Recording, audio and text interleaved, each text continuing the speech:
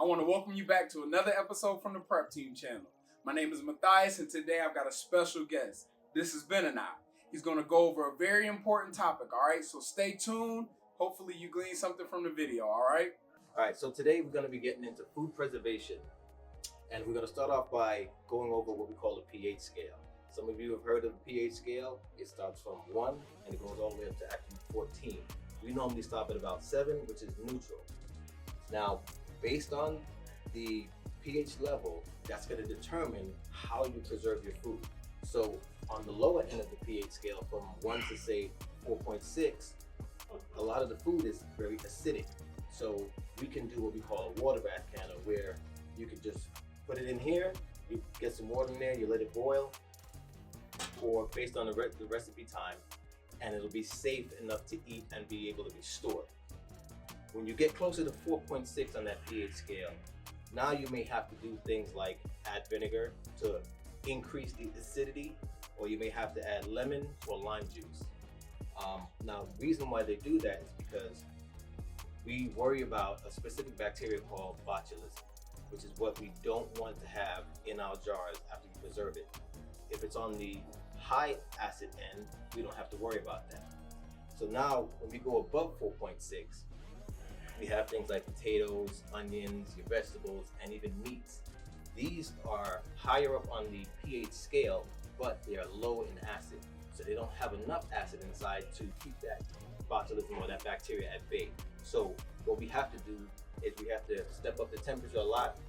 And how we do that is with a pressure canner. And a pressure canner is going to allow you to increase that temperature to between 240 and 250 degrees. That is the optimal temperature, that range specifically, to kill botulism. Make sure it does not form, it does not spore. So here's your pH. We have on the low end between 1 and about 4.6. You have high acid foods you could use in a water bath canner. And that's like your dill pickles, lemons, your jams. You want to make pineapple jam, apple butter, as we have here. These are high enough and have enough high acid that we can put them in a water bath canner and it's safe. Sometimes with your potatoes, you may just be able to add vinegar, lemon, lime juice, and now you've raised the acid level to where you can use it safely and process it in the water bath canner. So what I'm going to go over today is we're going to leave the water bath canner alone, and we're going to get into the pressure canner. Because I got to thinking while storing away food, if we have food in our deep freezers, the question comes up now, what happens if we lose power? You can have a natural outage. You can have, something goes wrong with power in your area. And let's say you're going to be without power for a time. Now you have all this food in your deep freezers and they're melting. So you don't know if you're going to have power in 3 days. It may be a week. We've seen what happened in other states with natural disasters. So we want to go above and beyond to prepare so we can make sure we have our food and we don't lose it. So with this particular pressure canner, this is a Presto 23 quart pressure canner. When you get this, you're going to have inside a separator plate. The separator plate is always supposed to be in the bottom. You never want a pressure can without one of these. And its purpose is to keep the jars off the bottom. So what's happening inside is, as the water boils, you'll get air pockets that will develop in this little area of your jars. So what will they do to your jars? They'll cause them to jump around in there. And next time you open it, when the whole process is done, you're gonna find that you have broken jars. So it comes with this for a purpose. This is always supposed to be in there when you're pressure canning. When you're pressure cooking, different rules apply. So on the top, you're gonna get this gauge. This gauge is gonna come separately. You're gonna have to install it. Here's the thing about pressure canning. A lot of people tend to fall back a little bit because they're worried about, they hear the pressure, they know that it builds a lot of temperature, and frankly, they're scared. Most of these pressure canners have a lot of safety mechanisms built into them, so that way you won't have that problem. So for instance, this valve right here on the side, it has two purposes. when you start to build pressure inside the pressure canner, this is the first valve that's going to pop up. Then you're left with your vent valve. We're going to get into that afterwards. What happens is when that valve comes up, there's a little tab here that it's going to come in contact with. When this locks and that tab comes up, it is impossible for you to actually open it. So that's the safety mechanism. You never have to worry about someone opening it and the whole thing blowing up all over the place. You have a safety mechanism built into it. The other thing is the lid has engraved in it markings that's going to let you know which side is open, which side is closed, and you have an arrow on there also that matches an arrow on the handle. So there's only one way that you could possibly put this on. All right, so you're going to line that up and you're just going to close it. All right, let me point out another thing. Inside is also going to come separately your seal. You want to make sure you pay attention to your seal and it's always seated correctly in the groove. If at any time you're doing pressure canning and you notice there's drips anywhere from the rim on the outside, that means your seal is not completely seated in its groove. So you want to just safely turn the stove off, let it cool down, and then you can open it up and reseat your seal. All right? So this is how the process works.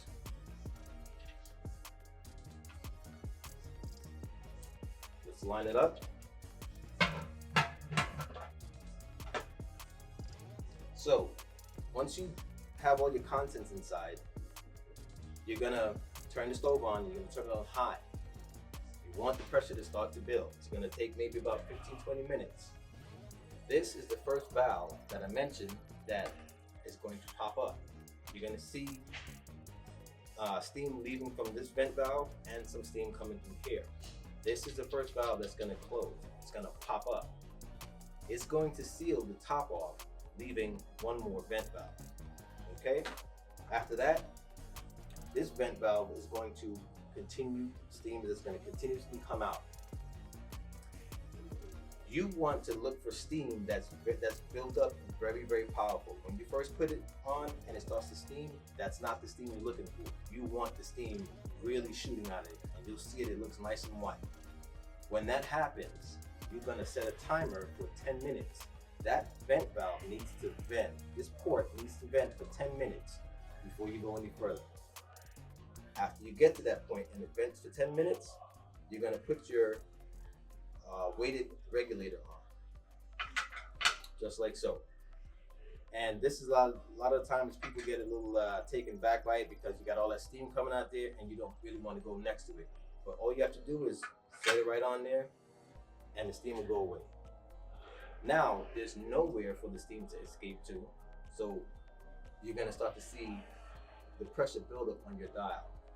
Now, this is very, very important. The elevation at which you live determines what number you're going to pressure can your food at. So for example, and you're going to always use that number. So if you go to the National Center for Home and Food Preservation website, you can go on there and search for Find My Elevation. There's a link that you'll find, and all you have to do is click on that link.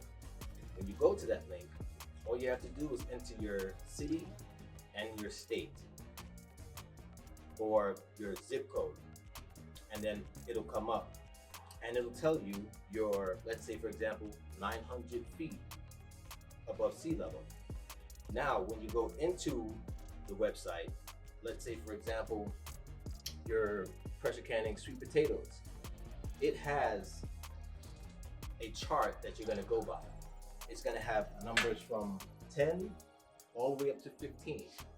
So for people who live in higher elevations, they're probably going to be canning at 15 or 14. In the elevation that I'm at right now, it's about 800 to 900 feet above sea level. And based on that reading, I know my pressure canning number is 11. So as long as I reside where I live, every time I use this pressure canner, I'm always going to be looking for number 11. All right. So as this pressure is building now, your gauge is, you're gonna watch your gauge come up. Now keep in mind, your stove is still set on high. So you're gonna keep an eye on this until it gets to your pressure number, your elevation number, your canning number. In my case, it's 11. So once it gets to 11, I'm gonna slowly turn down the stove because I want to kind of balance that between 11 and 12. I don't want it to really go over 12, and I definitely don't want it to go below 11. And according to the National Center for Home Food Preservation, if it drops below your pressure canning number, they want you to start the whole process all over again. So this is something you have to pay attention to. I use pretty much an electric stove, and we know how electric stoves are. Once you get to that temperature, it tends to shut off. So you have to kind of dial it and play with it a little bit and learn how to use your stove with a pressure canner. It's going to be different if you use a propane stove or a flat range, but you can still use all these different methods. You now have to learn how to adapt to pressure canning with your stove. All right, so now that we have gotten that steam for 10 minutes, we put this on, the pressure builds. When we get to 11 pounds of pressure, I'm going to start the timer based on what the National Center for Home and Food Preservation says this should cook. So if they say the sweet potatoes should cook for 65 minutes, I now set a timer for 65 minutes. And this must go for 65 minutes. It must process how it's supposed to process. We don't want to cut any corners. So after you're finished pressure canning now, and that timer has gone off, all you're gonna do is turn your stove off. You're not gonna remove this, and you're not gonna try and push this down. You're gonna leave it alone. It's gonna come down on its own. The first thing that's gonna happen in reverse is your pressure's gonna come down. That's the first thing you're gonna notice. And at this point, you really don't have to stick around and watch it because it's not anything that's gonna potentially happen. It's in its cooling down phase. The next thing that's going to happen is this valve is going to drop. When this valve drops and this needle is at 0, I tend to wait maybe 10-15 minutes more because although there's no pressure in here, there's still steam in there. So the first thing you're going to do is remove this. There will be no steam coming out. So you're going to be able to remove that safely. And then you're going to take your pressure canner and you're going to twist it until it stops.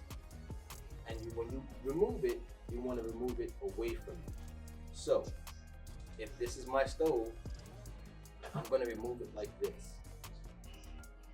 And you also don't want to take it off and pull it, even though it's away from you. You don't want to do this because you're going to have water that's going to trickle down, and if you have on sandals or something, it's going to burn your feet. So you want to make sure that you take it off away from you, give it a chance to drain in the pressure can. All right, and I want to just cover something else. This little black rubber here that you see here, this is pretty much a blow-off valve. If for any reason you forget to watch your pressure canner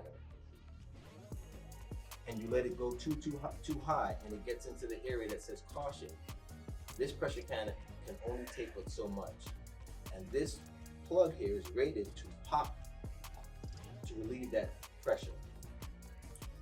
When you get your pressure canner, as I mentioned before, this dial is going to be separate. You're going to have to actually install it. What I've done is, let's say this is the back of my stove where I'm standing. I put my blow-off valve here. So when I put this on, when I put the dial gauge on, I make sure it's facing that way because I will be standing in front. If at any given time, this is a fail-safe. The only thing this is going to do is it's going to blow and it's going to go onto your backsplash or what have you. But you yourself will not be burned. You don't want to have it on the front side of your stove because if that pops, it's spraying that way. All right? So, another thing with this 22-quart press stove, it holds 7 quart jars at a time per process. It also holds 20 pint jars and 26 half pint jars.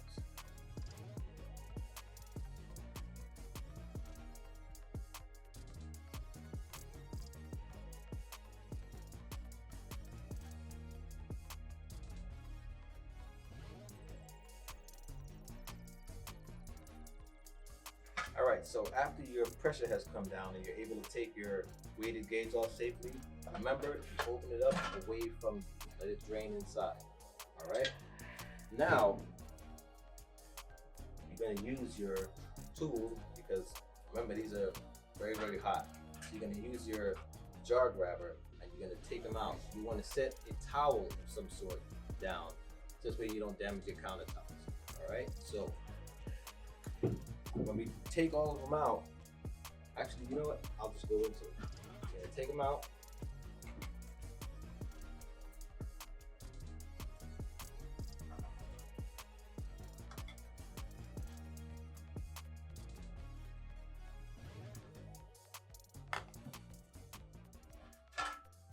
And you want to be careful not to tip them. You don't want to toss them side to side because they're still hot, they're still pressurized, and fluid can leak out. And that's going to cause you to have a bad seal later on.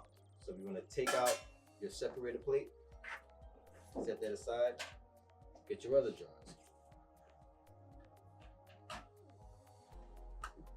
So we have a total of 18 jars, and at pint size, it'll hold 20. So we're just too shy of a full set.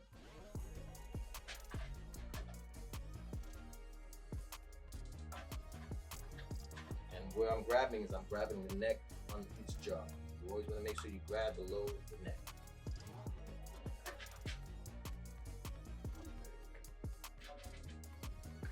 And after you get them all out and it's safe, you want to let the jars sit for 24 hours. You can write your date on it, you can write the contents on it afterwards. After that 24-hour period, and actually within that 24-hour period, you're gonna start hearing some popping. That's the vacuum sealing on your lids. You're gonna hear popping the entire time. And you can actually count them if you want. That's actually a great sound that you wanna hear. It's letting you know that your seals are sealing.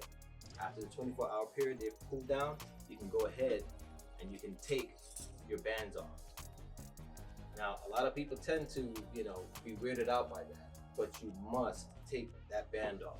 This vacuum seal, as long as it's good, it's not gonna come off. And the problem with that is, if you have a seal that is bad, you won't know it, because guess what? You've got this down on there tight. You want to know if one of your seals have gone bad. So after 24 hours, all the seals come off and they get stored. So that completes this process of pressure canning. So just like I have here, I have some 12-ounce jars that I put some pineapple jam in. If you notice, they all have their bands missing. They've already been cooled and they're safe. The tops are down. As a matter of fact, a good example is a lot of the apple juices or juices that you open up, when you first open them, you hear that release of vacuum and you see the top pops up. That's another thing you want to check in all your jars to make sure. If there's ever a jar that does not seal and it's in your pantry, you will know it. It will let off an aroma, because now oxygen has been able to get into that jar, and now it can start to decay quicker. All right, when you do this process, whether it be water bath canning or pressure canning, it removes the oxygen from the jars. And actually, speaking of jars, these are your typical jars you're going to be using. You have your quart-sized jars, which are 32 ounces. You're going to have either a wide mouth or a regular mouth. And let me actually explain that real quick.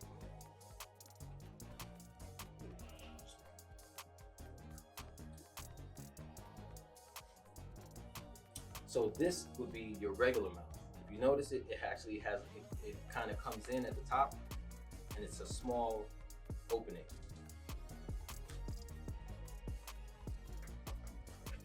When you look at your wide mouth, it is the full size of the jar all the way down. So I can actually take one of these out. So if you can see that, it's a nice wide mouth. And these jars you want to use for things like your meats. This way it's easy to get the food in and it's easy to take the food out. When I'm doing something like potatoes, I can either just shake them out and they'll come out with no problem. So a regular mouse is fine for that. So you're gonna use the jars based on what you're making, whatever it is you're canning. That's gonna make it easier for you. These normally run about 12 bucks. You get them at Walmart. You can order them online. And the regular mounts maybe about 11 bucks. The next size you're gonna get into is your 16 ounce. It's the same ones I did the sweet potatoes and the butternut squash in. And they have the same principle. They have the regular mouth and they have the wide mouth. And the same thing applies. Wide mouth allows you to get things in easier. If it's something that you can just shake out, it's not a problem to use a regular mouth jar. Now you have your smaller jars. This is your 12 ounce, and then it goes down to 8 ounce and 4 ounce. Those are typically jars you want to use for jams, jellies, things of that nature. All right, and hopefully we have a video coming up about making jams and jellies in the future. And I want to go over a couple basic tools you're going to need for pressure canning or water bath canning. You're going to need your measuring spoons because you're going to be using salt in some of your recipes. So a good measuring set is fine. You can get that from Walmart, pretty cheap. Now you also have what is called a debubbling tool, and also it measures what we call headspace. And let me just demonstrate that really quick. So let's say the recipe that you're making is butternut squash. The manufacturer has a set height that the food must be from the rim, and the liquid must be from the rim. And on the side of this, you have increments of, starts off at a quarter inch, half inch, 3/4 inch, and 1 inch. So if the recipe calls for a 3/4 inch headspace, you're gonna find that 3/4 inch right here on the tool. You're gonna set that on the rim. Your food is not supposed to come above that line. Your liquid is not supposed to come above that line. Reason being, when this is in the pressure canner, it's forcing not necessarily contents out, but it's gonna force the air out. And if your headspace is less than what it's supposed to be, some of your contents may come out and the liquid will come out. Now you run the risk of compromising your seal. There's a, I forget the name of what they call this here, but it's kind of soft and pliable. If you have something, let's say you put some chicken in there and it's seasoned, and you know chicken has its own juices, it's oily. If that seeps past there, there's a chance that may never seal again because it's grease. That's also another thing, that's also another reason why we use vinegar to clean our jars before we put our lids on.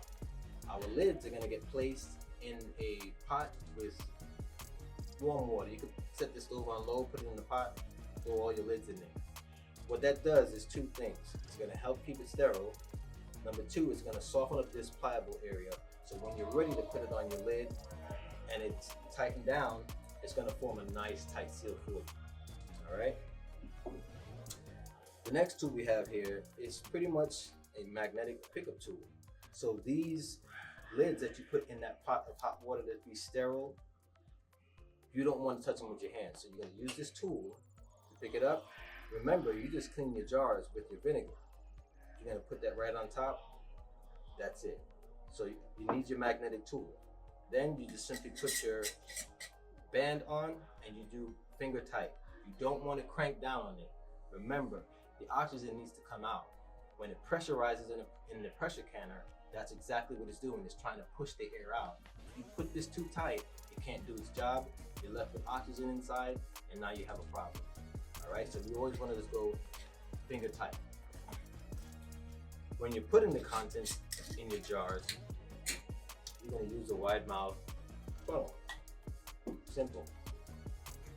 And what this does is it helps cut down, especially if you have something that's messy like seasoned food, it helps to keep any debris off your rim. That's less cleaning with vinegar. So you put that on, you toss your food in there. When you get to a certain point and you know you're gonna meet your headspace, you wanna take this out and check for your headspace. You can put more, put that back on, get your food in there, check your headspace again. Another thing you wanna do, being that you're gonna have some sort of towel on your counter, you wanna tap it and it allows the food to move around in and fill up the space. Also, when you put the fluid in, you're gonna use your debubbler, you're gonna go around. You want the bubbles to come up. Remember, that's oxygen in your jar. Those are little air pockets. So you want them to come up. And you'll see as they come up, sometimes your fluid will go down, sometimes the contents in the jar will go down. And you just add as you need. All right? And this is a really, really, really important tool.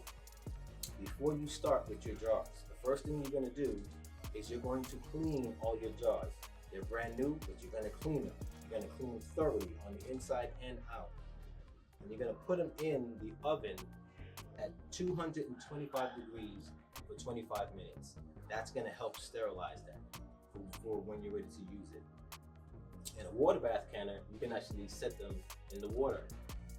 And at 212 degrees, it's gonna keep them sterile. As I mentioned before, you're gonna use some distilled vinegar to clean your lids. Now the remainder, I use a paper towel, I fold it up, and then you just go around the rim. The remainder that's left over, you wanna take that and throw that into your pressure can. What that does is, it prevents, because we know most of us have hard water that comes out of our pipes. And as you continue to use your pressure canner, you're gonna see that. You're gonna see a residue buildup in the bottom. It's gonna be a stain.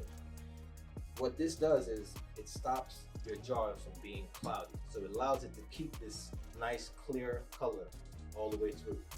So the little bit of vinegar that's left over, throw it in the pressure canner. It's gonna help the outside of your jars not get cloudy. Canning and pickling salt. And we have iodized salt.